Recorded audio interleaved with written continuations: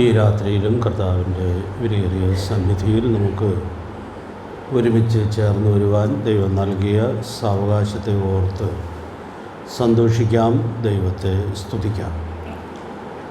നമ്മുടെ കർത്താവിൻ്റെ വീണ്ടും വരവ് വളരെ അടുത്തു വന്നിരിക്കുന്ന നാളുകളിൽ നാം ജീവിക്കുകയാണ്.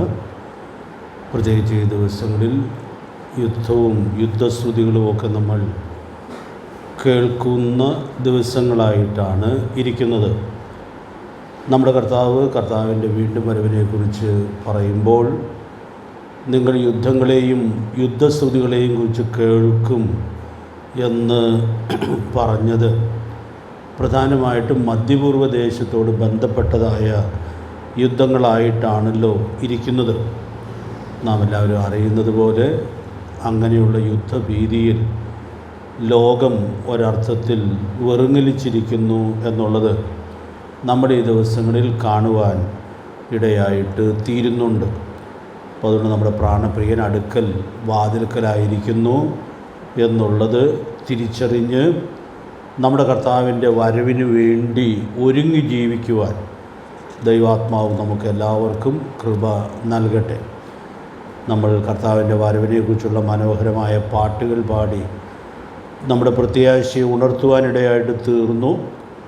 നമ്മുടെ കർത്താവിൻ്റെ വരവ് അടുത്ത് വന്നിരിക്കുമ്പോൾ നമ്മുടെ ഒരുക്കത്തിൽ വളരെ പ്രധാനപ്പെട്ടൊരു വാക്യം, 2 വാക്കുകൾ പറയണം എന്നൊരു താല്പര്യം എൻ്റെ മനസ്സിൽ ഉണ്ടായി. നാം വായിക്കുന്നത്, ഭക്തികേടും പ്രപഞ്ചമോഹങ്ങളും വർജിച്ച് ദൈവമക്കളായ നമുക്ക് ജീവിക്കാനായിട്ട് സാധിക്കേണ്ടിയിരിക്കുന്നു. അതുകൊണ്ട് പ്രിയപ്പെട്ടവരെ, നമ്മളവിടെ എവിടെ നിൽക്കുന്നു എന്നുള്ളതായ കാര്യം വളരെ ഭയഭക്തിയോടുകൂടി ചിന്തിക്കുവാൻ, നാം നമ്മുടെ വിശ്വാസത്തിൻ്റെ മൂല്യങ്ങളെ എത്രത്തോളം സൂക്ഷിക്കുന്നു എന്നുള്ളത് പരിശോധിക്കുവാൻ, കുറവുകളെ പരിഹരിക്കുവാൻ ദൈവത്തിൻ്റെ ആത്മാവ് നമുക്ക് ധാരാളം ദൈവകൃപ നൽകട്ടെ. നാം കഴിഞ്ഞ ദിവസം ചിന്തിച്ച് നിർത്തിയത്, നമ്മുടെ കർത്താവ് സാമ്പത്തിക വിഷയത്തിൽ പറഞ്ഞതായ വളരെ പ്രധാനപ്പെട്ടൊരു കൽപ്പനയുടെ ചിന്തയിലാണ്.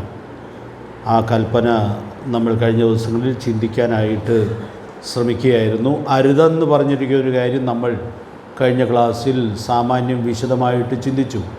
എന്താണ് അരുതെന്ന് പറഞ്ഞിരിക്കുന്നത്? ഈ ഭൂമിയിൽ നിക്ഷേപം സ്വരൂപിക്കരുത്. അതിൻ്റെ വിശദാംശങ്ങളിലൂടെ നാം കഴിഞ്ഞ ദിവസങ്ങളിൽ പോകുവാനിടയായിട്ട് തീർന്നു. 2ാമത്തെ കൽപ്പന നമ്മൾ ചിന്തിച്ച് തുടങ്ങിയായിരുന്നു. സ്വർഗത്തിൽ നിക്ഷേപം സ്വരൂപിച്ചുകൊള്ളുവിൻ. അപ്പം നമ്മുടെ കർത്താവ് വരാൻ അടുത്തിരിക്കുന്നു എന്ന് നമ്മൾ മനസ്സിലാക്കുമ്പോൾ നമ്മൾ വലിയ താമസം കൂടാതെ അങ്ങോട്ട് പോകാനുള്ള ആളുകളാണ്.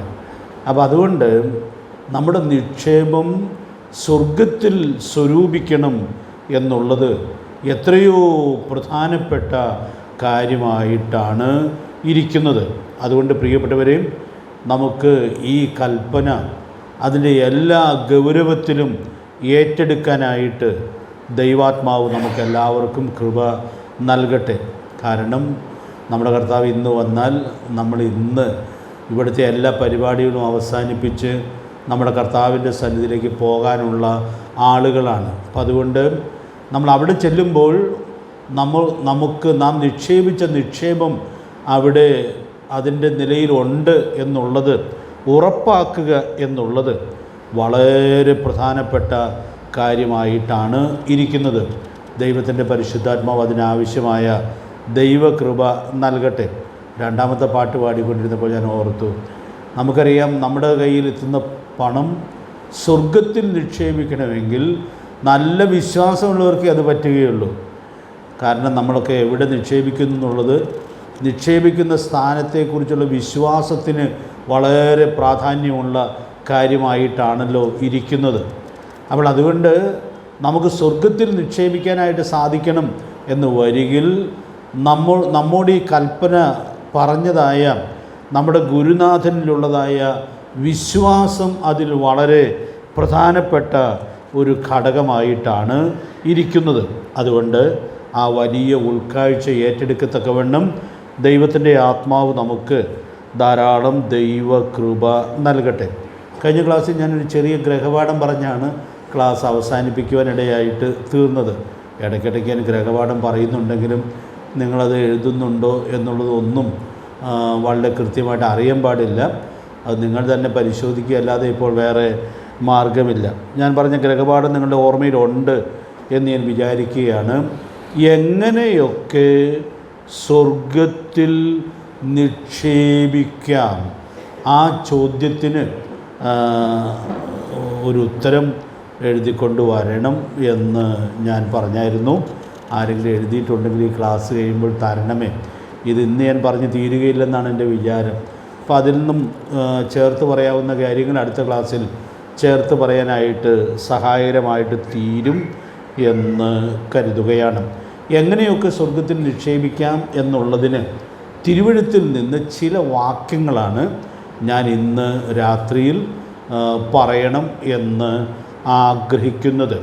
അതിന് എല്ലാ വാക്യങ്ങൾക്കും ഒത്തിരി വിശദീകരണം പറയേണ്ട ആവശ്യം വരികയില്ല.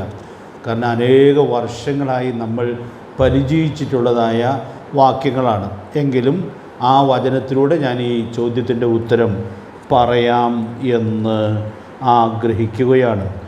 സഭയിലേക്ക് സമ്പത്ത് കൊണ്ടുവരുന്നതിലൂടെ സ്വർഗത്തിൽ നിക്ഷേപം ശേഖരിക്കാനായിട്ട് സാധിക്കും. ഇത് തിരുവെഴുത്തിൽ വളരെ വിശദമായി പഴയ നിയമത്തിലും പുതിയ നിയമത്തിലും വ്യക്തമാക്കിയിട്ടുള്ളതായ കാര്യമാണ്. പഴയ നിയമത്തിൽ ഈ കാര്യത്തിൻ്റെ ഒത്തിരി വിശദീകരണങ്ങളുണ്ട്. അവിടെ സഭയെക്കുറിച്ചല്ല പറയുന്നതെന്ന് മാത്രമേ ഉള്ളൂ. പിന്നെ എന്തിനെക്കുറിച്ചാണ് പറയുന്നത്?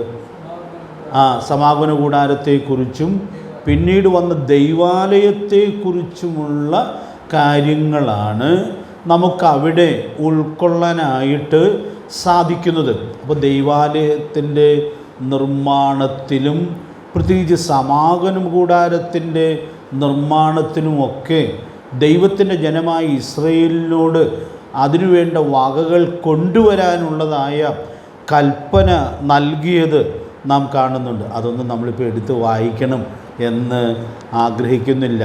ആ കൽപ്പനയോടൊക്കെ ദൈവത്തിൻ്റെ ജനം കാണിച്ച അനുസരണമെന്ന് പറയുന്നത് എത്രയോ മനോഹരമാണ്.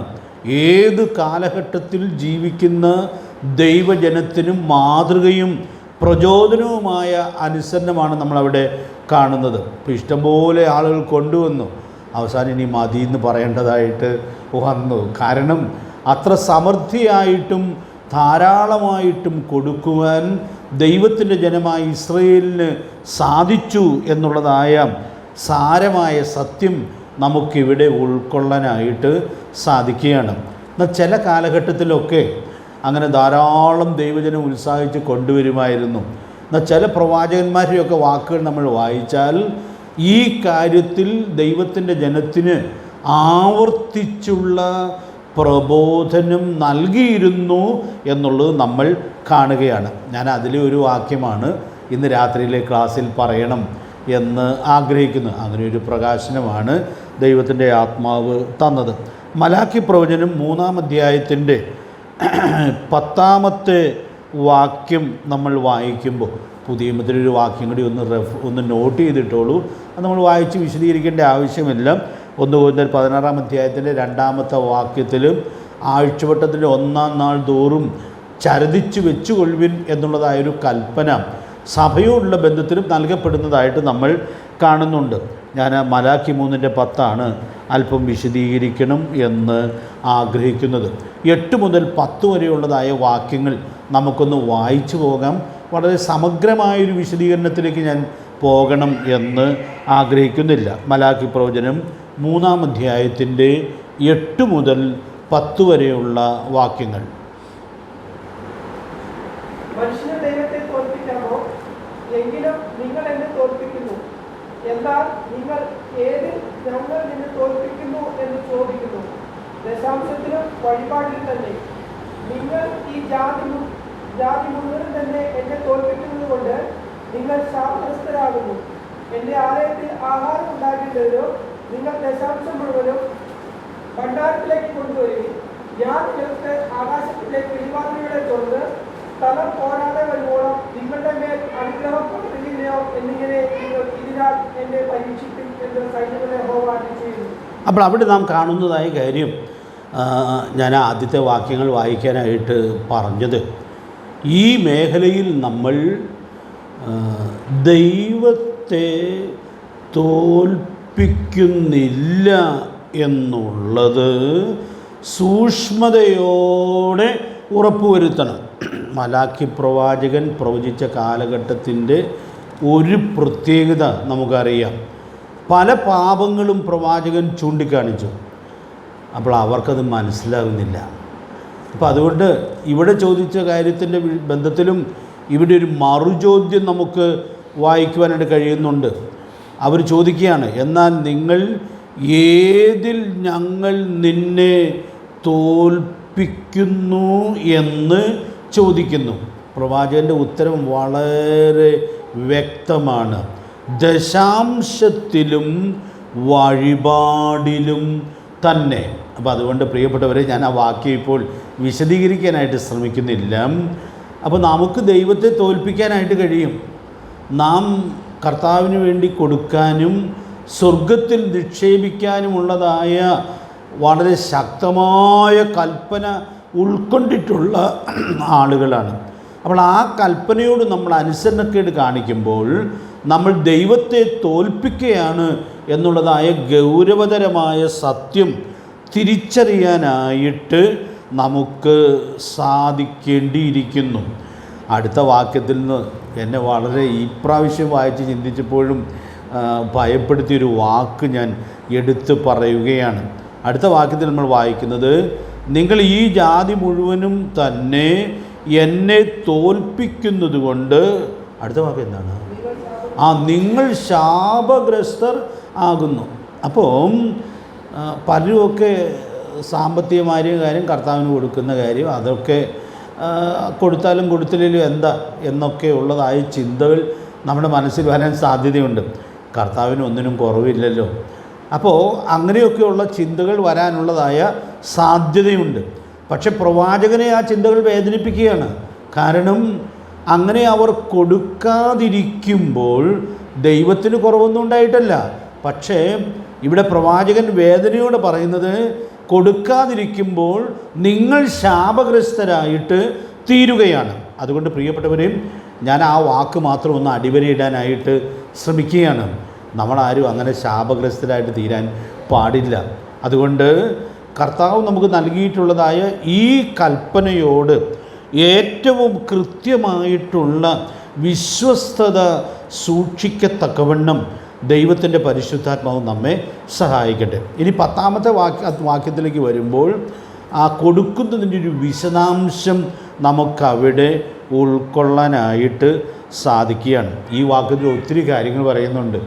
അതെല്ലാം ഈ ക്ലാസ്സിൽ ഞാൻ വിശദീകരിക്കാനായിട്ട് ശ്രമിക്കുന്നില്ല. അങ്ങനെ വിശദീകരിക്കാൻ ശ്രമിച്ചാൽ ഇത് വളരെ വിസ്തൃതമായി പോകും എന്നുള്ളതുകൊണ്ട് ഞാൻ കൂടുതൽ വിശദാംശങ്ങളിലേക്ക് പോകേണ്ടതില്ല എന്ന് ഓർപ്പിക്കുന്നു. എങ്കിലും 2-3 വാചകങ്ങൾ ഞാനൊന്ന് ഓർപ്പിക്കട്ടെ.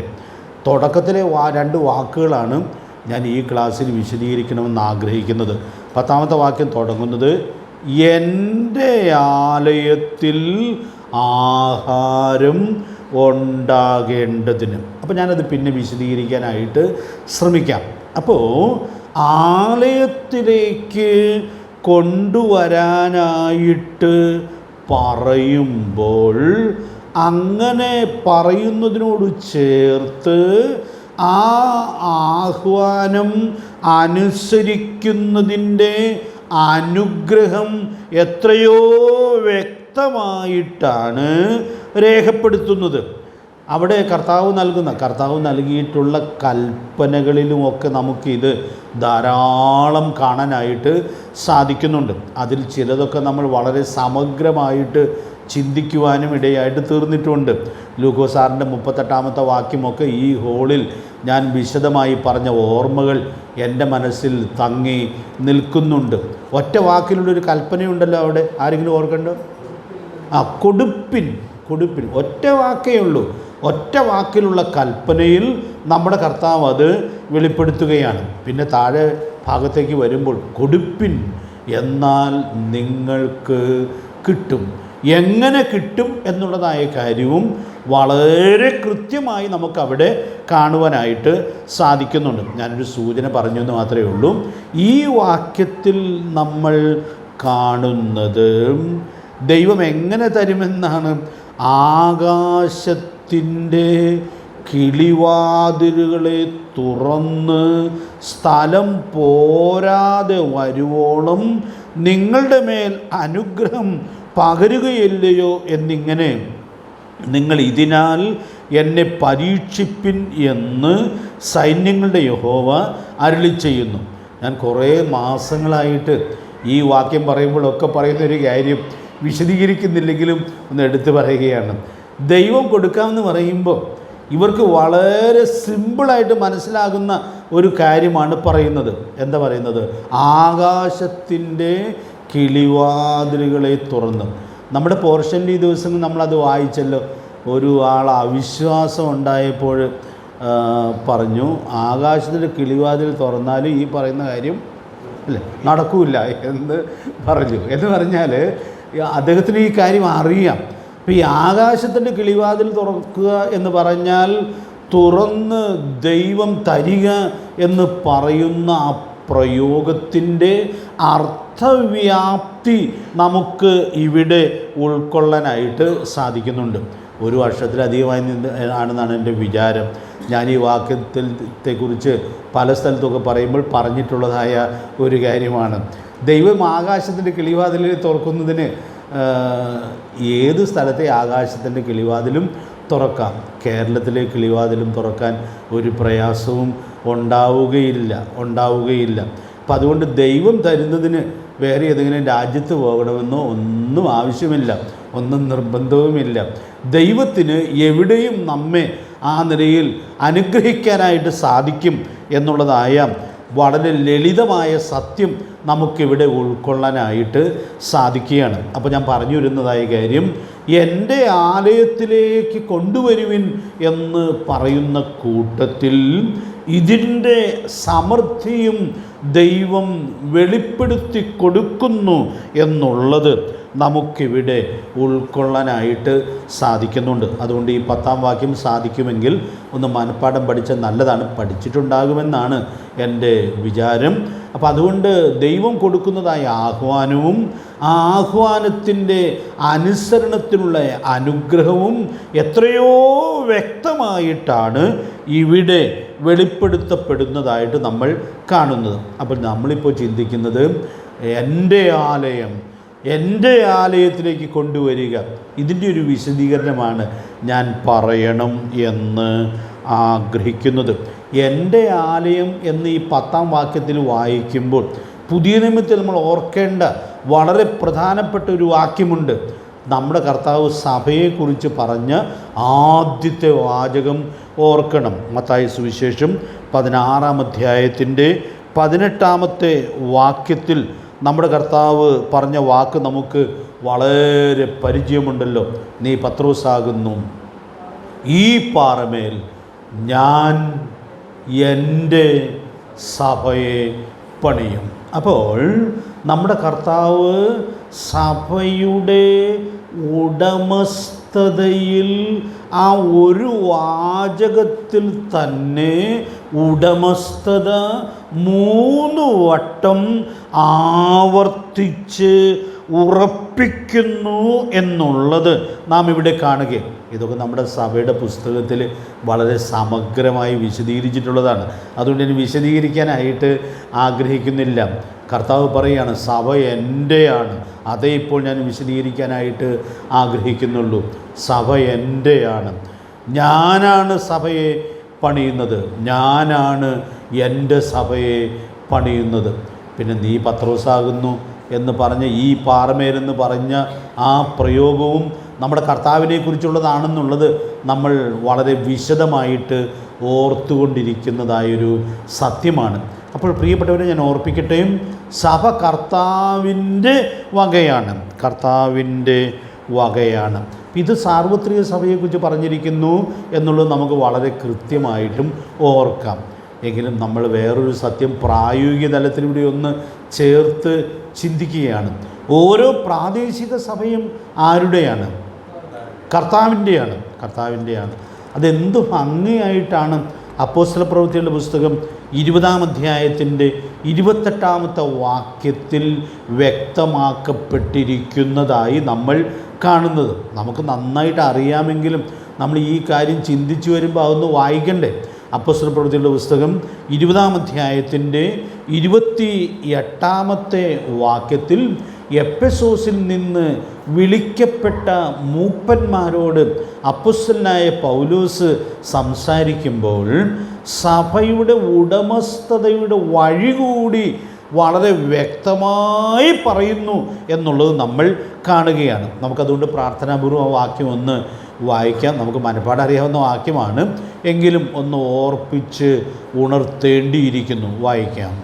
നിങ്ങളെ തന്നെയും താൻ സ്വന്തം രക്തത്താൽ സമ്പാദിച്ചിരിക്കുന്ന ദൈവത്തിന്റെ സഭയെ മേയ്പ്പാൻ പരിശുദ്ധാത്മാവ് നിങ്ങളെ അധ്യക്ഷരാക്കി വെച്ച ആട്ടിൻകൂട്ടം മുഴുവനെയും സൂക്ഷിച്ചുകൊള്ളു. അപ്പോൾ അവിടെ ഇത് ഒരു പ്രാദേശിക സഭയെക്കുറിച്ച് പറയുകയാണ്. എഫെസോസിൽ നിന്ന് വിളിച്ചു വരുത്തപ്പെട്ട മൂപ്പന്മാരോടാണ് പൗലോസ് സംസാരിക്കുന്നത്. അപ്പോൾ അവരോട് പറയുകയാണ്, നിങ്ങളെ തന്നെ സൂക്ഷിക്കണം. പിന്നെ കർത്താവ് രക്തം വില കൊടുത്ത് സമ്പാദിച്ചതായ സഭയെ സൂക്ഷിക്കണം. അതുകൊണ്ട് ഞാൻ ഇന്ന് രാത്രിയിൽ വിശദീകരണം കൂടാതെ വളരെ പ്രാർത്ഥനയോടെ ഭയഭക്തിയോടെ ഒരു സത്യം വെളിപ്പെടുത്താനായിട്ട് ആഗ്രഹിക്കുകയാണ്.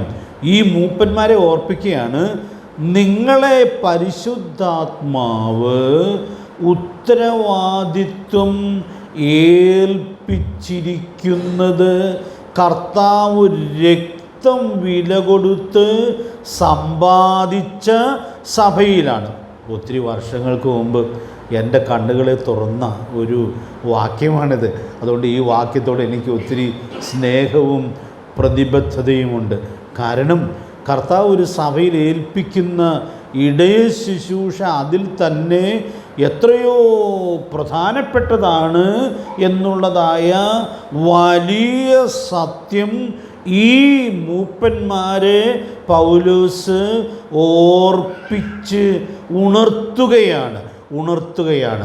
പ്രിയപ്പെട്ടവരെ, അവിടെ പരിപാലന വരം കിട്ടിയ മൂപ്പന്മാരുടെ കാര്യം മാത്രമല്ല, നാം കർത്താവിൻ്റെ സഭയുടെ അംഗങ്ങളായിരിക്കുമ്പോൾ ദൈവം നമുക്ക് തന്ന കൃപാവരങ്ങൾ നമ്മൾ പ്രാർത്ഥനാപൂർവം വിനിയോഗിക്കുമ്പോൾ സഭ ആരുടേതാണ് എന്നുള്ളതായ ആ വലിയ ബോധ്യം ആഴമായി സൂക്ഷിക്കാനുള്ളതായ വലിയ ഉത്തരവാദിത്വം ഉണ്ട്. അതുകൊണ്ട് പ്രിയപ്പെട്ടവരെ, ഈ ഉത്തരവാദിത്വം ഈ ഉടമസ്ഥത ബോധത്തിലൂടെ വിശ്വസ്തമായി നിർവഹിക്കുവാനായിട്ട് കർത്താവ് നമ്മെ സഹായിക്കട്ടെ.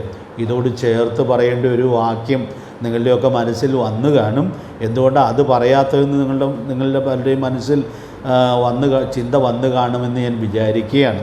1 തിമോഥെയോസ് 3-ാം അധ്യായത്തിൻ്റെ 15-ാമത്തെ വാക്യം. സാധാരണ സഭയെക്കുറിച്ച് പഠിപ്പിക്കുമ്പോൾ ഞാൻ പറയാറുണ്ട്, 2 വാക്യമേ നിങ്ങൾ മനഃപ്പാഠം പഠിക്കുന്നുള്ളൂ എന്ന് വരികിൽ ഈ 2 വാക്യവും പഠിക്കണം. പ്രവൃത്തി 20-ൻ്റെ 28-ാമത്തെ വാക്യവും 1 തിമോഥെയോസ് 3-ൻ്റെ 15-ാമത്തെ വാക്യവും. നമുക്കറിയാം ആ വാക്യം. താമസിച്ചു പോയാലോ, സത്യത്തിൻ്റെ തൂണും അടിസ്ഥാനവുമായി ജീവനുള്ള ദൈവത്തിൻ്റെ സഭയാകുന്ന ദൈവാലയത്തിൽ നടക്കേണ്ടത് എങ്ങനെയെന്ന് നീ അറിയേണ്ടതിന് ഇത് എഴുതുന്നു. വിശദീകരണത്തിലേക്ക് ഞാൻ പോകുന്നില്ല. അപ്പോൾ സഭയിലേക്ക് നമ്മൾ സമ്പത്ത് കൊണ്ടുവരുമ്പോൾ കർത്താവിൻ്റെ രക്തത്തിൻ്റെ സമ്പാദ്യത്തിലേക്കാണ് കൊണ്ടുവരുന്നത്. നമ്മുടെ കർത്താവ് നമ്മൾ എന്തോരം കൊണ്ടുവരുന്നുണ്ട് എന്നുള്ളതൊക്കെ സൂക്ഷ്മതയോടെ നിരീക്ഷിക്കുന്നുണ്ട്. നമ്മൾ സുവിശേഷങ്ങളിൽ വായിക്കുന്നുണ്ടല്ലോ, കർത്താവ് ഇങ്ങനെ ദൈവാലയത്തിലായിരുന്നപ്പോൾ ആളുകളെ കൊണ്ടുവന്ന് ഭണ്ഡാരത്തിൽ എന്തൊക്കെ ഇടുന്നു എന്നുള്ളത് നിരീക്ഷിച്ചു കൊണ്ടിരുന്നതായിട്ട് നമ്മൾ കാണുന്നുണ്ട്. അതിൽ ഒരാളിട്ട കാര്യം കർത്താവ് തിരിച്ചറിഞ്ഞ് പ്രശംസിക്കുന്നുണ്ടല്ലോ. ആരിട്ട കാര്യമാണ് പറഞ്ഞത്? ആ വിധവ ഇട്ട 2 കാശിനെക്കുറിച്ച് കർത്താവ് എന്ത് പ്രശംസയായിട്ടാണ് പറയുവാനിടയായിട്ട് തീരുന്നത്. പ്രിയപ്പെട്ടവരെ, അവിടെ നമ്മളൊരു സന്ദേശം ഉൾക്കൊള്ളണ്ടേ? നമ്മൾ കർത്താവിൻ്റെ സഭയിലേക്ക് എന്തു കൊണ്ടുവരുന്നു എന്നുള്ളത്, നമ്മുടെ കർത്താവ് സഭയ്ക്ക് വേണ്ടി ജീവൻ കൊടുത്ത് സഭയെ സമ്പാദിച്ച കർത്താവ് സൂക്ഷ്മതയോടെ നിരീക്ഷിക്കുന്നുണ്ട്.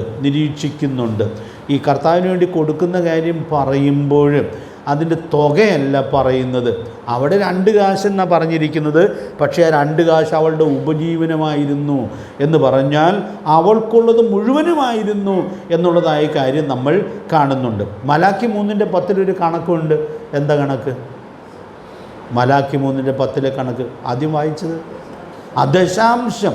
അപ്പോൾ അവിടെയല്ല അതിൻ്റെ പെർസെൻറ്റേജാണ് പറയുന്നത്. അപ്പോൾ ഞാൻ അവിടെ ഓർപ്പിക്കാനായിട്ട് ആഗ്രഹിക്കുന്നതായ കാര്യം, പല സഭകളെന്ന് അവകാശപ്പെടുന്ന സ്ഥലങ്ങളിലുമൊക്കെ അധികം പെർസെൻറ്റേജ് അല്ല പറയുന്നത്, പിന്നെ ഇത്ര തുക എന്നുള്ളതായ വ്യവസ്ഥകളാണ് അധികവും കേട്ടിട്ടുള്ളത്.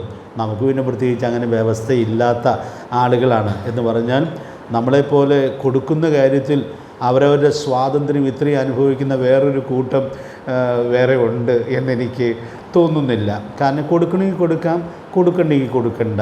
കൊടുത്താലും കൊടുത്തില്ലെങ്കിലും അതിലൊരു വ്യത്യസ്തത വിലയിരുത്തപ്പെടുന്നില്ല എന്നുള്ളത് നമ്മുടെ കൂട്ടത്തിൻ്റെ മഹത്വമാണ് ആയിട്ടാണ് ഞാൻ ചിന്തിക്കുന്നത്. മറ്റേ കൂടുതൽ കൊടുക്കാമെന്നും പരസ്യമായിട്ട് കൊടുക്കുമ്പോൾ കൂടുതൽ കൊടുക്കുന്നവർ കൂടുതൽ ആദരിക്കപ്പെടാനും ഒക്കെ ഉള്ളതായ സാധ്യത സ്വാഭാവികമായിട്ട് ഉണ്ടാകും. നമ്മുടെ ദാനങ്ങൾ രഹസ്യദാനമാണ് എന്നുള്ളത് കൊണ്ട് അങ്ങനെയൊരു പ്രശ്നം നമുക്കില്ല എന്നുള്ളത് ഞാൻ സന്തോഷത്തോടെ തിരിച്ചറിയുന്നതായൊരു കാര്യമാണ്. കാരണം കർത്താവിന് കൊടുക്കുന്ന നിലയിൽ കൊടുത്തിട്ടേ പ്രയോജനമുള്ളൂ. ആ വലിയ സത്യം നമുക്കവിടെ ഉൾക്കൊള്ളാനായിട്ട് സാധിക്കുകയാണ്. അപ്പോൾ ഞാനിവിടെ പറഞ്ഞു വരുന്നതായ കാര്യം, കർത്താവിൻ്റെ സഭയിലേക്ക് കൊണ്ടുവരുന്നു, കൊടുക്കുന്നു എന്നുള്ളത് സ്വർഗത്തിൽ നിക്ഷേപം സ്വരൂപിക്കുന്നതിൽ വളരെ പ്രധാനപ്പെട്ടതായൊരു കാര്യമാണ്. ഇവിടെ ഞാൻ ഒരു കാര്യം, ഒരു അപകട സൂചന ഒന്നെടുത്ത് പറയുകയാണ്. ഇന്ന് ദൈവജനത്തിൻ്റെ നടുവിൽ സഭയിലേക്ക് കൊടുക്കുക എന്നുള്ളതായ കാര്യത്തിൻ്റെ പ്രാധാന്യം എന്തുകൊണ്ടോ വളരെ കൃത്യമായി ഉൾക്കൊള്ളാൻ കഴിയാതെ പോകുന്നു എന്നുള്ളത് ഒരു സങ്കടകരമായ സത്യമാണ്. പ്രിയപ്പെട്ടവരെയും, സഭേതര പ്രസ്ഥാനങ്ങളൊക്കെ ധാരാളം ഉള്ളതുകൊണ്ട് ദൈവജനം ദൈവത്തിന് വേണ്ടി വേർതിരിക്കുന്ന പണം അധികവും വഴിമാറിപ്പോകാനുള്ളതായ വലിയ അപകട സാധ്യത നാം കണ്ണു തുറന്നു നോക്കിയാൽ നമ്മുടെ കൂട്ടത്തിലും ധാരാളം കാണാനായിട്ട് സാധിക്കുന്നുണ്ട്. ഇത് കണ്ട് ഒത്തിരി വേദനിക്കുന്ന ഒരാളാണ് ഞാൻ. അതുകൊണ്ട് ഞാനത് ഓർപ്പിക്കുകയാണ്. കർത്താവിൻ്റെ സഭയാണ് കർത്താവിൻ്റെ സ്ഥാപനം. അതുകൊണ്ട് അങ്ങോട്ട് കൊണ്ടുവരിക എന്നുള്ളത് എത്രയോ പ്രധാനപ്പെട്ടൊരു കാര്യമാണ്. ഈ ഹോളിലിരുന്ന് ഈ സത്യം ഞാൻ പഠിപ്പിക്കുമ്പോൾ, ഇവിടെ ഈ ഹോളൊക്കെ പണിയുന്നതിന് മുമ്പ് താഴ്ത്ത് ആരാധിച്ചുകൊണ്ടിരുന്നതായ നാടുകളിൽ ഉണ്ടായതായൊരു അനുഭവം അറിയാത്തവർക്ക് വേണ്ടി ഞാനൊന്ന് പങ്കിടുകയാണ്. നമ്മുടെ ഇടയിൽ ഒത്തിരി പൊതുപ്രസ്ഥാനങ്ങളുമൊക്കെ ഉണ്ടല്ലോ. അപ്പോൾ അതിൽ ചില പ്രസ്ഥാനങ്ങളൊക്കെ ഇങ്ങനെ വീടുകളിൽ കളക്ഷൻ ബോക്സുകൾ വയ്ക്കുന്നതായ ക്രമീകരണം ഉണ്ടായിരുന്നു. അങ്ങനെ ഒരു ശുശ്രൂഷയെക്കുറിച്ച് ഇവിടെ പറയാനായിട്ട് വന്നു. ഇവിടെ അടുത്തുനിന്നുള്ളവരെല്ലാം അങ്ങ് ഒത്തിരി ദൂരത്തു നിന്നാണ് അവർ വരാനിടയായി തീർന്നത്. അവർ കേരളം ഒട്ടുക്ക് അങ്ങനെ അവരുടെ ശുശ്രൂഷയ്ക്ക് വേണ്ടിയുള്ളതായ പണം സ്വരൂപിക്കുന്ന ആളുകളായിരുന്നു. സുവിശേഷം അറിയിക്കുന്നൊരു കാര്യമാണ്. അതുകൊണ്ട് പണം സാധാരണയിൽ കൊടുക്കാൻ ഇഷ്ടം തോന്നുന്നതായ ഒരു കാര്യമായിട്ടാണ് ഇരിക്കുന്നത്. അപ്പോൾ അതെല്ലാം വളരെ വ്യക്തമായിട്ട് ഇവിടെ വന്നു വിശദീകരിച്ചു. അപ്പോൾ അങ്ങനെ കൊടുക്കാനുള്ള ബോക്സുകളും അവർ കൊണ്ടുവന്നു. ഞാനോർത്ത് എങ്ങനെ ഇവരോടൊരു ഉത്തരം പറഞ്ഞയക്കും. കാരണം ഈ വന്ന ആളുകൾ എനിക്ക് വളരെ പരിചയമുള്ള ആളുകളുമാണ്. എങ്കിലും ഞാൻ സ്നേഹത്തോടു കൂടി അന്ന് വേദനയോടൊരു ഉത്തരം പറയാനിടയായിട്ട് തീർന്നു. ഞങ്ങളിവിടെ പഠിപ്പിക്കുന്നത് സഭയിലേക്ക് കൊണ്ടുവരിക എന്നാണ്. അതിനി മാറ്റി പഠിപ്പിക്കാനായിട്ട് പറ്റുകയില്ല. കാരണം അതിന് പകരം ഇത് വീട്ടിൽ കൊണ്ടുവച്ച് നിങ്ങൾ ഇതിലേക്ക് ഇടാനായിട്ട് പറയാനായിട്ടുള്ളതായ പ്രായോഗികമായ ബുദ്ധിമുട്ട് ഉണ്ട്. ആ സഹോദരന്മാർക്ക് ചെറിയ ബുദ്ധിമുട്ട് തോന്നിയെങ്കിലും എനിക്ക് ദൈവത്തോട് വിശ്വസ്തനായിരിക്കണമല്ലോ എന്നുള്ളത് കൊണ്ട് അത് സ്നേഹത്തോടു കൂടി പറയുവാനിടയായിട്ട് തീർന്നു. അപ്പോൾ ഞാൻ പറഞ്ഞു വന്നത്, ഇങ്ങനെയൊരു വ്യതിചലനം വ്യാപകമായി ദൈവജനത്തിൻ്റെ നടുവിൽ നമ്മൾ കാണുകയാണ്. അതുകൊണ്ട് പ്രിയപ്പെട്ടവരെയും, കർത്താവിൻ്റെ സഭ എത്ര വിലപ്പെട്ടതാണ്, കർത്താവിൻ്റെ രക്തത്തിൻ്റെ സമ്പാദ്യമാണ്. അതുകൊണ്ട് നാം കർത്താവിന് വേണ്ടി കൊടുക്കുന്നത് സഭയിലേക്ക് കൊണ്ടുവരിക എന്നുള്ളത് അതിൽ തന്നെ വളരെ പ്രധാനപ്പെട്ട കാര്യമായിട്ട് ഇരിക്കുകയാണ്. അതുകൊണ്ട് ഉള്ളൊരു ദോഷം കൂടി ഞാനൊന്ന് ചേർത്ത് പറയുകയാണ്. സഭയിലേക്കുള്ള വരുമാനം കുറയുന്നു എന്നുള്ളതിനാൽ സഭയുടെ ആവശ്യങ്ങൾ വരുമ്പോൾ അവർ വല്ല അഭ്യർത്ഥനയൊക്കെ പ്രിൻ്റ് ചെയ്ത് ആളുകളെ സമീപിച്ച് പിരിക്കുവാൻ നിർബന്ധിതനായിട്ട് തീരുകയാണ്. കാരണം ഓരോ സഭയ്ക്കും അവരുടെ ആവശ്യങ്ങൾ നിവർത്തിക്കപ്പെടാത്തതായ സങ്കടകരമായ സ്ഥിതി നമുക്ക് കാണുവാനായിട്ട് സാധിക്കുകയാണ്. അതുകൊണ്ട് പ്രിയപ്പെട്ടവരെയും, ഈ വ്യതിചലനങ്ങളെ ഒക്കെ തിരുത്തി ഈ വിഷയത്തിൽ ക്രമപ്പെടാനുള്ളതായ വലിയ ഉത്തരവാദിത്വമുണ്ട്. ദൈവത്തിൻ്റെ ജനം എന്നൊക്കെ ഉണർത്തപ്പെട്ടോ അന്നൊക്കെ അവർ ഈ കാര്യത്തിൽ ഉത്സുകരായിട്ട് തീർന്നു എന്നുള്ളത് നമ്മൾ കാണുന്നുണ്ട്. നെഹമ്യാവിൻ്റെ പുസ്തകം 10-ാം അധ്യായം ഒരു ഉണർവിൻ തീരുമാനത്തിൻ്റെ അധ്യായമായിട്ടാണല്ലോ ഇരിക്കുന്നത്. അപ്പോൾ ആ അധ്യായം നിങ്ങൾ പിന്നെ ഒന്ന് വായിച്ച് നോക്കിയാൽ മതി. അവിടെ ദൈവാലയ സംബന്ധമായ കാര്യങ്ങളിൽ ദൈവാലയത്തിലേക്കുള്ള വിറക് വഴിപാടുൾപ്പെടെ എല്ലാ കാര്യങ്ങളും വളരെ കൃത്യമായി ചെയ്യുമെന്നുള്ളതായ തീരുമാനത്തിലേക്കാണ് ദൈവത്തിൻ്റെ ജനം ഉണർത്തപ്പെട്ടപ്പോൾ വന്നതായിട്ട് നമ്മൾ കാണുന്നത്. അതുകൊണ്ട് പ്രിയപ്പെട്ടവരെയും, ഈ വലിയ ഉൾക്കാഴ്ച ഏറ്റെടുക്കുവാനും സ്വർഗത്തിൽ നിക്ഷേപം സ്വരൂപിക്കുന്നതിൽ ഈ പ്രധാനപ്പെട്ട മേഖലയെ നമ്മൾ അവഗണിക്കുന്നില്ല എന്നുള്ളത് സൂക്ഷ്മതയോടെ ഉറപ്പുവരുത്തുവാനും ദൈവത്തിൻ്റെ പരിശുദ്ധാത്മാവ് നമ്മെ സഹായിക്കട്ടെ. ഞാൻ ഇതിനൊരു ചെറിയ വിശദീകരണം കൂടി ഓർപ്പിക്കുകയാണ്.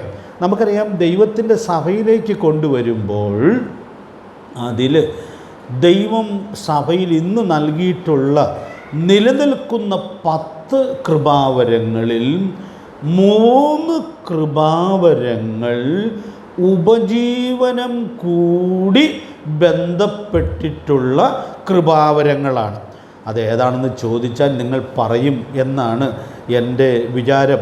നമ്മുടെ പുസ്തകങ്ങളിലൊക്കെ അത് വിശദീകരിക്കുവാനിടയായിട്ട് തീർന്നിട്ടുണ്ട്. പക്ഷെ ചോദിച്ച് പറയാൻ കുറവുള്ളൊരു ക്ലാസ്സാണ് എന്നുള്ളതുകൊണ്ട് ഞാനതങ്ങ് പറഞ്ഞു പോകാം എന്ന് വിചാരിക്കുന്നു. എല്ലാ വാക്യവും വായിക്കണമെന്ന് നിർബന്ധമില്ല. 1 കൊരിന്ത്യർ 9-ാം അധ്യായത്തിൻ്റെ 14-ാമത്തെ വാക്യം നാം വായിക്കുമ്പോൾ, സുവിശേഷം അറിയിക്കുന്നവർ സുവിശേഷത്താൽ ഉപജീവിക്കണം എന്ന് കൽപ്പിച്ചിരിക്കുന്നു.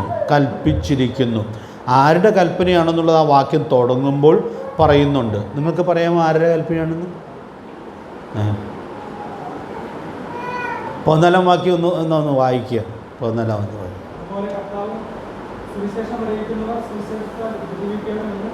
അപ്പോൾ അവിടെ ഇത് കർത്താവ് നൽകിയിട്ടുള്ളതായ കൽപ്പനയാണ്. അപ്പോൾ ഞാനതിപ്പോൾ വിശദീകരിക്കുന്നില്ല.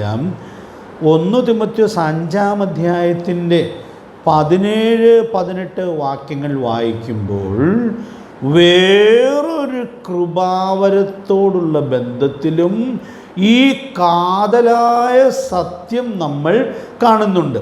വായിച്ചു പോകാം, പറയുന്നതിനേക്കാൾ ഭംഗി അതാണ് എന്ന് തോന്നുന്നു. 17-18 വാക്യങ്ങൾ വായിച്ചോ.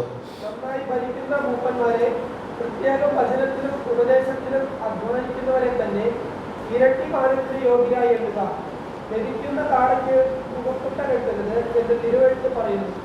വേലക്കാരൻ തന്റെ കൂലിക്ക് യോഗ്യനെന്ന് ഉണ്ടല്ലോ. അപ്പം ഞാനതിൻ്റെ വിശദീകരണം ഒന്നും പറയുന്നില്ല. അപ്പോൾ സഭയിലെ ഇടയ ശുശ്രൂഷയോടുള്ള ബന്ധത്തിലും ഈ കാതലായ സത്യം ദൈവത്തിൻ്റെ പരിശുദ്ധാത്മാവ് രേഖപ്പെടുത്തുന്നുണ്ട്. അപ്പോൾ എന്നിട്ട് അവിടെ അതൊന്ന് ഉറപ്പിക്കാനായിട്ട് 18-ാമത്തെ വാക്യത്തിൽ ഇസ്രയേലിന് കൊടുത്ത പ്രമാണത്തിനൊരു സത്യം എടുത്തു പറയുക. മെതിക്കുന്ന കാളയ്ക്ക് മുഖക്കൊട്ട കെട്ടരുത്. ഞാനത് വിശദീകരിക്കേണ്ട ആവശ്യമില്ലെന്ന് വിചാരിക്കുന്നു. നമ്മുടെ നാട്ടിലങ്ങനെ കാളയെ കൊണ്ട് മെതിപ്പിക്കാറില്ല. പക്ഷേ പലസ്തീനിലുമൊക്കെ കാളയെ അങ്ങനെ നടത്തി ധാന്യങ്ങൾ മെതിച്ചെടുക്കുന്ന രീതി ഉണ്ടായിരുന്നു. ഞാനും കണ്ടിട്ടില്ല കേട്ടോ. ആ വാക്യത്തിൻ്റെ പശ്ചാത്തലത്തെക്കുറിച്ച് നമ്മൾ അങ്ങനെയാണ് കാണുന്നത്. അപ്പോൾ ചില ആളുകൾ, കഠിന ഹൃദയമുള്ള ആളുകൾ, പിശുക്കന്മാരായിട്ടുള്ള ആളുകൾ ഈ കാള ഇങ്ങനെ നടക്കുമ്പോൾ അതിന് വിശക്കുമ്പോൾ ഇതിൽ നിന്ന് കഴിക്കാനുള്ളതായ സാധ്യതയുള്ളത് കൊണ്ട് അത് തടയാനായിട്ട് ഒരു മുഖക്കൊട്ട കെട്ടിയിട്ട് നടത്തിക്കും. അപ്പോൾ അതിന് കഴിക്കണമെന്ന് ആഗ്രഹം ഉണ്ടെങ്കിലും കഴിക്കാനായിട്ട് പറ്റുകയില്ല. പക്ഷേ ഇസ്രയേലിന് പ്രമാണം കൊടുത്തപ്പോൾ പറഞ്ഞായിരുന്നു മെതിക്കുന്ന കാളയ്ക്ക് മുഖക്കൊട്ട കെട്ടരുത് എന്ന് പറഞ്ഞാൽ അതിനാവശ്യമുള്ളത് കഴിച്ചോട്ടെ എന്നുള്ളതായ കാര്യം അവിടെ വ്യക്തമാക്കുകയാണ്. അതെല്ലാം ഞാനിപ്പോൾ വിശദീകരിക്കുന്നില്ല. എങ്കിലും ഇന്ന് ഈ വാക്യത്തിലൂടെ പോകുമ്പോൾ ഞാൻ ഓർത്തൊരു കാര്യം, ഈ മെതിക്കുന്ന കാള നാളത്തേക്ക് എടുത്തു വെക്കണമെന്ന് വിചാരിക്കില്ല. കാരണം അതിന് അന്നേരമുള്ളതായ വിശപ്പ് തീർക്കണം എന്നുള്ളതല്ലാതെ വേറെ ആഗ്രഹമില്ല. വിശ്വാസത്താൽ ജീവിക്കുന്നവരും അങ്ങനെ ആയിരിക്കണമെന്നാണ് ദൈവം ആഗ്രഹിക്കുന്നത്. ഇന്ന് പകൽ എന്നെ സ്പർശിച്ചൊരു കാര്യമാകൊണ്ട് ഞാൻ സാന്ദർഭികമായിട്ടൊന്ന് എടുത്തു പറഞ്ഞു എന്ന് മാത്രമേ ഉള്ളൂ. 2-ാമത്തെ കൃപാവരം അതാണ്. ഇനി മറ്റൊരു കൃപാവരം നമ്മൾ ഗലാത്യ ലേഖനം 6-ാം അധ്യായത്തിൻ്റെ 6-7 വാക്യങ്ങളിൽ വായിക്കുന്നുണ്ട്. അപ്പോൾ അവിടെ ഞാനിപ്പോൾ ചെയ്തുകൊണ്ടിരിക്കുന്ന ഈ ശുശ്രൂഷയെക്കുറിച്ചാണ് പറഞ്ഞിട്ടുള്ളത്. വചനം പഠിക്കുന്നവൻ പഠിപ്പിക്കുന്നവനും എല്ലാ നന്മയിലും ഓഹരി കൊടുക്കണം. ഇതൊക്കെ സാധാരണ ബൈബിൾ ക്ലാസ്സിൽ പഠിപ്പിക്കാൻ കുറച്ച് വിഷമമാണ്. പിന്നെ എന്തിനാ ഇത് പഠിപ്പിക്കുന്നതെന്ന് ചോദിച്ചാൽ എന്നെ നിങ്ങൾ തെറ്റിദ്ധരിക്കുകയില്ല എന്ന് ഞാൻ വിചാരിക്കുന്നു. ഇത് നിങ്ങളാരും ശാപഗ്രസ്തരായി തീരരുത് എന്നുള്ള ആഗ്രഹം കൊണ്ട് ഓർപ്പിക്കുകയാണ്. അപ്പോൾ നാം ഇവിടെ കാണുന്ന 3 കൃപാവരങ്ങൾ ചേർത്തൊരു സത്യം ഞാൻ പറയാനായിട്ട് ശ്രമിക്കുകയാണ്. ഈ 3 കൃപാവരങ്ങൾ ഞാനൊരു ദൂത് കൈമാറുകയാണ്. ഈ 3 കൃപാവരങ്ങളിൽ നിങ്ങൾക്ക് ദൈവം തന്നിട്ടുള്ള കൃപാവരം ഉപജീവനത്തിനായി വേറൊരു തൊഴിലിന് പോകാതെ ഉപയോഗിക്കാനുള്ള വിശ്വാസവും ബോധ്യവും ദൈവം തന്നിട്ടുണ്ടെങ്കിൽ പ്രിയപ്പെട്ടവരെ, നിങ്ങൾ വേറെ തൊഴിൽ തേടി പോകരുത്. കാരണം ഈ 3 കൃപാവരങ്ങൾ ദൈവം കൊടുത്തിട്ടുള്ള ആളുകൾക്ക് ചേർത്തുള്ള ഉപജീവനം കൂടി വാഗ്ദത്തം ചെയ്തിട്ടുണ്ട്. അപ്പോൾ ഈ 3 കൃപാവരം കിട്ടിയ ആളുകൾ അത് വിശ്വസ്തമായി നിർവഹിക്കാൻ കഴിയാതെ പോകത്തക്കവണ്ണം മറ്റു ജോലികൾക്ക് വേണ്ടി സമയം മാറ്റിവെക്കുന്നത് നമ്മുടെ കർത്താവിന് ഇഷ്ടമുള്ളതായ കാര്യം അല്ല. ഈ വിശ്വാസം ഉണ്ടെങ്കിൽ മതി കേട്ടോ. കർത്താവ് എന്നെ പുലർത്തിക്കൊള്ളും, എനിക്ക് ഈ കൃപാവരവും നിയമനവും ദൈവം തന്നിട്ടുണ്ട് എന്നുള്ളതായ ഉത്തമ ബോധ്യം ദൈവം തന്നിട്ടുണ്ടെങ്കിൽ നിങ്ങളുടെ സമയം മുഴുവനും വേർതിരിച്ച് ഈ കാര്യങ്ങൾ ചെയ്യാവുന്നതാണ്. പല പതിറ്റാണ്ടുകളായിട്ട് ഈ കാര്യത്തിൽ ഏർപ്പെട്ടിരിക്കുന്ന ഒരു എളിയ ദൈവദാസൻ എന്ന നിലയിൽ ഞാൻ വളരെ സന്തോഷത്തോടെ ഒരു സാക്ഷ്യം പറയുകയാണ്. പ്രിയപ്പെട്ടവരെയും, കർത്താവ് തൻ്റെ വാഗ്ദത്തങ്ങളിൽ എത്രയോ വിശ്വസ്തനാണ്. ഞാൻ കഴിഞ്ഞ ആഴ്ച കോലഞ്ചേരിയിൽ ഒരു കടയിൽ ഒരു സാധനം വാങ്ങാൻ കയറുമ്പോൾ ആ കടക്കാരനെ പരിചയപ്പെടാനിടയായിട്ട് തീർന്നു. അപ്പോൾ സംസാരിച്ചൊക്കെ വന്നപ്പോൾ ഞാനവിടെ കോളേജിൽ പഠിച്ച ആ ഡിഗ്രിക്ക് പഠിക്കുന്ന കാലത്ത് അദ്ദേഹം അവിടെ പ്രീ ഡിഗ്രിക്ക് പഠിക്കുന്നുണ്ടായിരുന്നു. അപ്പോൾ അങ്ങനെ പറഞ്ഞ ആ പരിചയമൊക്കെ ഒന്ന് പുതുക്കാനിടയായിട്ട് തീർന്നു. അപ്പോൾ അദ്ദേഹം രാമമംഗലത്തിന് അടുത്ത് താമസിക്കുന്ന ഒരാളുമാണ്. അപ്പോൾ പരിചയപ്പെട്ട് കഴിഞ്ഞപ്പോൾ ചോദിച്ചു, ആട്ടെ ഇത്രയും വർഷമായിട്ട് എങ്ങനെ ഈ പരിപാടി കൊണ്ട് ഉപജീവനം നടക്കുന്നത് എന്ന് ചോദിച്ചു. അദ്ദേഹത്തോട് ഈ വഴിയെല്ലാം പറയാൻ പറ്റുമോ? ഞാൻ അദ്ദേഹത്തോട് ഈ വാക്യം പറഞ്ഞു. ഇങ്ങനെയൊരു വാക്യം ദൈവവചനത്തിൽ ഉണ്ട്. പിന്നെ ഇത് ശരിയാണെന്നുള്ളതിന് എനിക്ക് യാതൊരു സംശയമില്ല. കഴിഞ്ഞ 40-ലധികം വർഷമായിട്ട് ഈ വചനത്തിൻ്റെ പ്രമാണപ്രകാരം ഞാനും കുടുംബവും ജീവിക്കുന്നുണ്ട് എന്ന് അദ്ദേഹത്തോട് സന്തോഷത്തോടെ ഒരു സാക്ഷ്യം പറയുവാൻ ഇടയായിട്ട് തീർന്നു. ഞാൻ ഇന്ന് രാത്രി ഓർപ്പിക്കട്ടെ, ഈ ഉൾക്കാഴ്ച സൂക്ഷിച്ച് എത്രയോ കുടുംബങ്ങൾ പ്രിയപ്പെട്ടവരെയും ഈ ഗുരുനാഥനെ സഭയോട് ചേർന്ന് സേവിക്കുവാൻ ഈ തലമുറയിൽ ഇടയായിട്ട് തീരുന്നുണ്ട്. അതുകൊണ്ട് ഞാൻ ഇന്ന് രാത്രി ഓർപ്പിക്കുകയാണ്, നമ്മുടെ കർത്താവിൻ്റെ പ്രത്യക്ഷത സമാഗതമായിരിക്കുന്ന ഈ നാളുകളിൽ ദൈവം നിങ്ങൾക്ക് ഇങ്ങനെയൊരു ഉൾക്കാഴ്ച തന്നിട്ടുണ്ടെങ്കിൽ പ്രിയപ്പെട്ടവരെ, ആ ഇടംവലം നോക്കാതെ ഈ കർത്താവിനെ സേവിക്കാനുള്ളതായ നല്ല നിർണയം സൂക്ഷിച്ച് പ്രായോഗികമാക്കത്തക്കവണ്ണം ദൈവത്തിൻ്റെ പരിശുദ്ധാത്മാവ് ധാരാളം ദൈവകൃപ നൽകട്ടെ. ഇനി നമ്മുടെ വിഷയത്തിൽ ഞാനൊരു കാര്യം ഓർപ്പിക്കുക. അപ്പോൾ ഇവിടെ ഈ 3 കൃപാവരങ്ങൾക്ക് ഉപജീവനം കർത്താവ് വാഗ്ദത്തം ചെയ്യുമ്പോൾ അത്യാവശ്യ സാഹചര്യത്തിൽ ആകാശത്തിൻ്റെ കിളിവാതിൽ തുറന്നും കർത്താവ് നിശ്ചയമായിട്ടും പോറ്റി പുലർത്തുവാൻ ഇടയായിട്ട് തീരും. ഇസ്രായേൽ മക്കളെ 40 വർഷം അങ്ങനെ ആകാശത്തിൻ്റെ കിളിവാതിൽ തുറന്നാണല്ലോ സ്വർഗത്തിലെ ദൈവം അതിശയകരമായി പോറ്റുവാൻ ഇടയായിട്ട് തീർന്നത്. പക്ഷേ ഈ 3 കൃപാവരങ്ങളുടെ വിശദാംശങ്ങൾ നമ്മൾ പഠിക്കുമ്പോൾ സഭയിൽ കൂട്ടുവിശ്വാസികൾക്കും ഈ കാര്യത്തിൽ ഒരു പങ്ക് ദൈവം കൊടുത്തിട്ടുണ്ട് എന്നുള്ളത് നമ്മൾ ഒടുവിൽ വായിച്ച വാക്യങ്ങൾ എത്രയോ വ്യക്തമായിട്ടാണ് ഓർപ്പിക്കുന്നത്. അതുകൊണ്ട് പ്രിയപ്പെട്ടവരെ, ഞാൻ ഓർപ്പിക്കട്ടെ, സഭയിലേക്ക് കൊണ്ടുവരുന്നതോട് ചേർത്ത് ഇങ്ങനെ കർത്താവിനെ സേവിക്കുന്ന അധ്വാനിക്കുന്ന ആളുകളുടെ ഉപജീവനത്തിൽ പങ്കുവഹിക്കുന്നതും ആർക്ക് കൊടുക്കുന്നതാണ്? സഭയ്ക്ക് കൊടുക്കുന്നതാണ്. സഭയുടെ ഉടമസ്ഥനായ കർത്താവിന് കൊടുക്കുന്നതാണ്. സ്വർഗത്തിലുള്ളതായ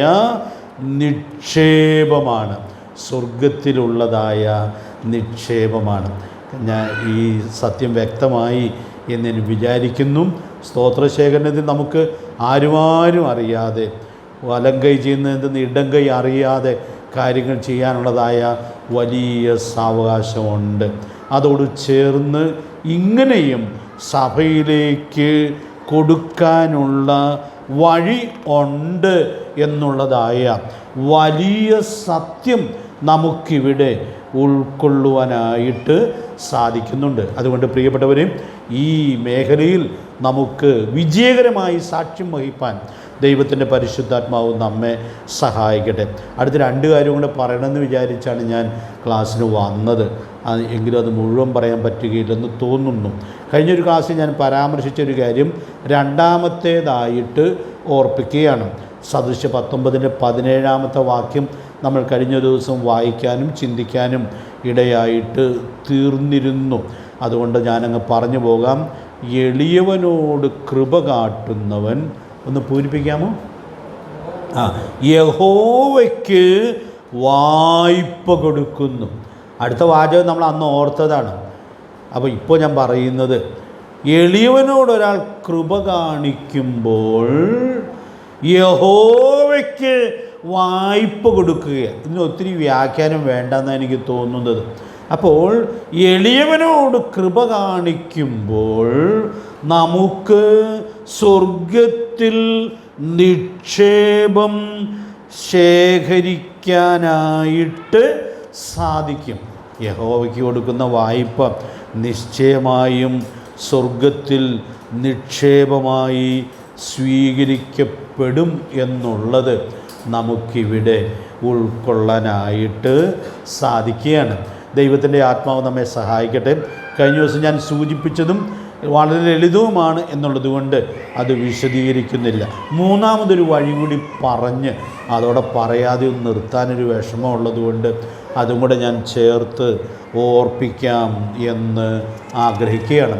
മത്തായി സുവിശേഷം 25-ാം അധ്യായത്തിൻ്റെ 40-ാമത്തെ വാക്യം നമ്മൾ വായിക്കുമ്പോൾ നമ്മുടെ കർത്താവ് പറഞ്ഞ ഒരു വിശദീകരണത്തിൽ ഈ സത്യം വളരെ വ്യക്തമായി വ്യക്തമായി നേരിട്ട് പറയുന്നുണ്ട്. അപ്പോൾ നമ്മൾ ആ 40-ാമത്തെ വാക്യം ഇന്ന് നമ്മളൊന്ന് വായിച്ച് നിർത്താം എന്ന് കരുതുകയാണ്. വായിച്ചോളൂ 25-ാം അധ്യായത്തിൻ്റെ 40-ാമത്തെ വാക്യം. രാജാവ് അവരോട്, എന്റെ ഈ ഏറ്റവും ചെറിയ സഹോദരനായ ഒരുത്തന് നിങ്ങൾ ചെയ്തിടത്തോളം എല്ലാം എനിക്ക് ചെയ്തു എന്ന് ഞാൻ സത്യമായിട്ടും നിങ്ങളോട് പറയുന്നു എന്ന് അറിയിച്ചു. അപ്പോൾ അവിടെ ആ വാചകം മാത്രം ഒന്ന് ഞാൻ പറഞ്ഞു നിർത്താം.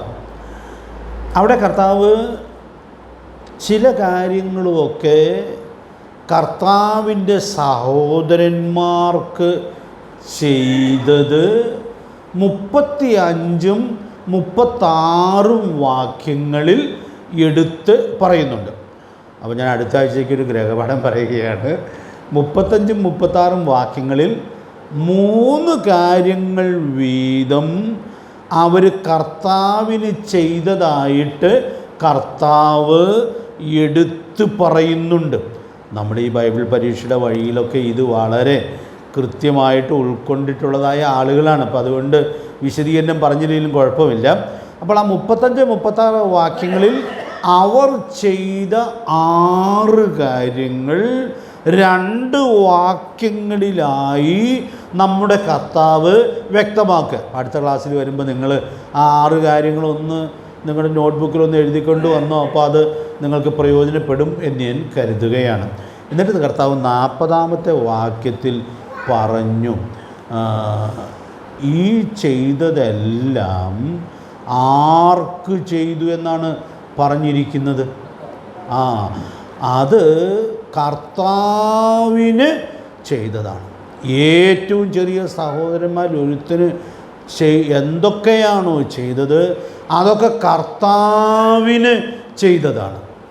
ഈ 6 കാര്യങ്ങൾ ഞാൻ ഇന്ന് ഒന്ന് കുറിച്ച് വെച്ചപ്പോൾ എനിക്ക് ഒത്തിരി സന്തോഷം തോന്നിയൊരു കാര്യം, നമുക്ക് നമ്മുടെ സാധാരണ ജീവിതത്തിൽ നമ്മുടെ സഹജീവികൾക്ക് വേണ്ടി, നമ്മുടെ കൂട്ടു സഹോദരന്മാർക്ക് വേണ്ടി ചെയ്യാകുന്ന മനോഹരമായ 6 കാര്യങ്ങളുടെ ഒരു ലിസ്റ്റ് നമ്മുടെ കർത്താവിൻ്റെ വാക്കുകളിൽ നമുക്കിവിടെ കിട്ടുകയാണ്. അപ്പം ഞാൻ ഓർത്തു, ഈ 6 കാര്യങ്ങൾ സഭാംഗങ്ങളെല്ലാവരും നന്നായി ചെയ്യാനായിട്ട് തുടങ്ങിയാൽ നമ്മുടെ സഭയുടെ ആത്മീക ഗുണനിലവാരം എത്രയോ അധികം ഉയരുവാൻ ഇടയായിട്ട് തീരും. നിങ്ങൾ ഈ 6 കാര്യം ഒന്ന് എഴുതി കഴിഞ്ഞാൽ നിങ്ങൾക്കത് മനസ്സിലാകും എന്ന് ഞാൻ വിചാരിക്കുകയാണ്. അപ്പോൾ ഞാൻ ഈ 6 കാര്യങ്ങളെക്കുറിച്ച് അടുത്ത ക്ലാസ്സിൽ പറയാനായിട്ട് ഒരു ചെറിയ വിശദീകരണം പറയാനായിട്ട് ശ്രമിക്കാം. പ്രിയപ്പെട്ടവരെ, നമുക്ക് ഈ നാടുകളിൽ കർത്താവിന് ഇങ്ങനെ ശുശ്രൂഷിക്കുവാൻ, കർത്താവിൻ്റെ മക്കളെ ശുശ്രൂഷിക്കുവാൻ, അതിലൂടെ ദൈവം നമ്മുടെ കയ്യിൽ ഏൽപ്പിച്ചിട്ടുള്ള സമ്പത്ത് സ്വർഗത്തിൽ നിക്ഷേപിക്കുവാൻ സ്വർഗത്തിലെ ദൈവം നമുക്ക് ധാരാളം ദൈവകൃപ നൽകട്ടെ. നമ്മുടെ ദൈവം പണം തന്നാൽ അത് ആഡംബരത്തിൽ ചെലവിട്ട് നമുക്കും നമ്മുടെ മക്കൾക്കും വേണ്ടി മാത്രം ഉപയോഗിച്ച് ഇവിടെ അത് കുഴിച്ചിടുവാനിടയായിട്ട് തീരാതെ, പ്രിയപ്പെട്ടവരെയും സ്വർഗത്തിൽ നിക്ഷേപം സ്വരൂപിക്കുന്ന വിവേകശാലികളായിട്ട് ഈ തലമുറയിൽ ജീവിച്ച് സാക്ഷ്യം വഹിക്കത്തക്കവണ്ണം ദൈവാത്മാവ് നമുക്ക് കൃപ നൽകട്ടെ. ഒരു ചെറിയ വിശദീകരണോടെ പറയാനായിട്ടുണ്ട്. അത് കർത്താവ് വരാൻ താമസിച്ചാൽ അടുത്ത ക്ലാസ്സിൽ പറഞ്ഞുപസംഹരിക്കാം എന്ന് ഞാൻ കരുതുകയാണ്. അതുകൊണ്ട് ഈ 2 നിക്ഷേപത്തെക്കുറിച്ച് നമ്മുടെ കർത്താവ് എന്തു ഭംഗിയായിട്ടാണ് ഈ ഗിരിപ്രഭാഷണത്തിൽ വിശദീകരിക്കുവാൻ ഇടയായിട്ട് തീർന്നത്. അത് നമുക്ക് പ്രാർത്ഥനാപൂർവ്വം ഉൾക്കൊണ്ട് പ്രായോഗികമാക്കി സ്വർഗത്തിൽ നിക്ഷേപം സ്വരൂപിക്കുന്ന ഭാഗ്യവാന്മാരായിട്ട്, ബുദ്ധിമാന്മാരായിട്ട് ഈ തലമുറയിൽ ജീവിക്കുവാൻ ദൈവത്തിൻ്റെ പരിശുദ്ധാത്മാവ് നമുക്ക് ധാരാളം ദൈവകൃപ നൽകട്ടെ. കർത്താവിൻ്റെ വിലയേറിയ നാമം ഇന്നും എന്നേക്കും വാഴ്ത്തപ്പെടുമാറാകട്ടെ.